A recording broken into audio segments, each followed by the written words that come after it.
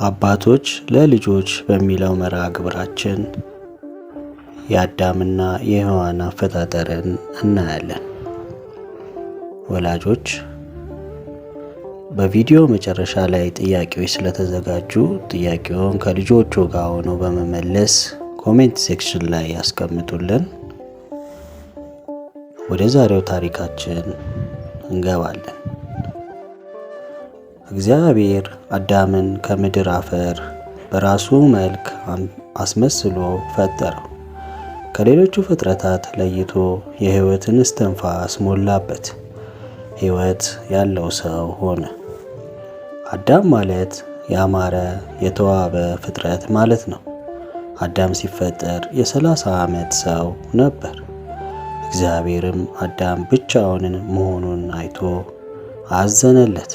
እግዚአብሔርም አዳም ከባድ እንቅልፍ እንዲወስደው አደረገና ከአዳም ጎን አንዲት አጥንት ወስዶ ስፍራውን በሥጋ ዘጋው።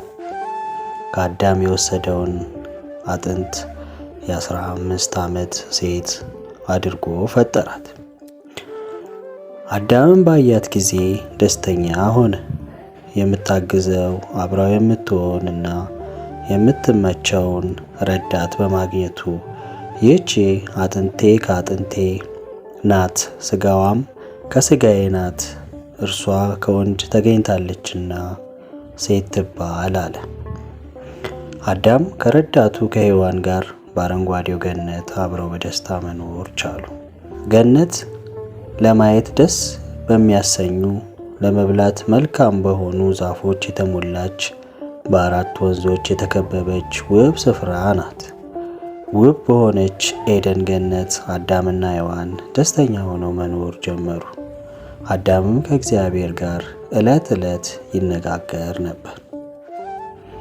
እግዚአብሔርም አዳምን ከገነት ዛፍ ሁሉ ትበላለህ፣ ነገር ግን መልካምንና ክፉን ከሚያሳውቀው ዛፍ አትብላ፣ ከእርሱ በበላ ቀን ሞትን ትሞታለህና አለው። አንድ ቀን እግዚአብሔር እንስሳትን ሁሉ ወደ አዳም አመጣቸው። አዳምን ባያቸው ጊዜ ደስ አለው፣ ከእነርሱም ጋር መጫወት ጀመረ። እግዚአብሔርም አዳምን ለእንስሳቱ ስም አውጣላቸው አለው። አዳምም ሕያው ነፍስ ላላቸው ሁሉ ስም አወጣላቸው።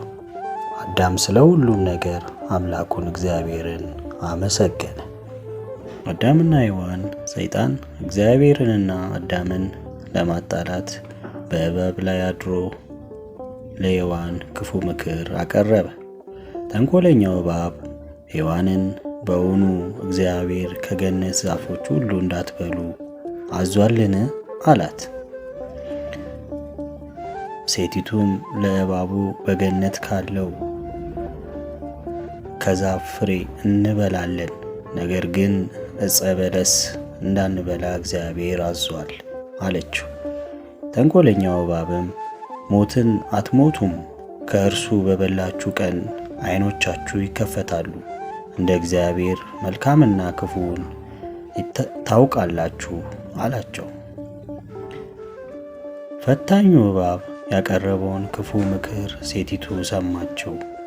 ዛፍ ለመብላት ያማረ እንደሆነ አየች። ከፍሬውም ወሰደችና በላች፣ ለአዳምም ሰጠችው፣ እርሱም ከእርሷ ጋር በላ። አዳምና ሔዋን የእግዚአብሔርን ሕግ አፈረሱ። እግዚአብሔርም ትእዛዙን ስላላከበሩ አዘነ። እግዚአብሔርም ወደ ገነት መጣ። አዳምም በገነት ጫካዎች ተደበቀ። እግዚአብሔር አዳም አዳም አዳም ወዴት ነህ አለው። አዳምም በገነት ድምፅህን ሰማሁ፣ ራቁቴን ስለሆነው ፈራሁ፣ ተሸሸገሁ አለው። እግዚአብሔርም አዳምን ሔዋንን ቀጣቸው፣ ከውቧ ገነት አባረራቸው። ገነትንም የሚጠብቅ የምትገለባበጥ የእሳት ሰይፍ የያዘ መልአክ አቆመ።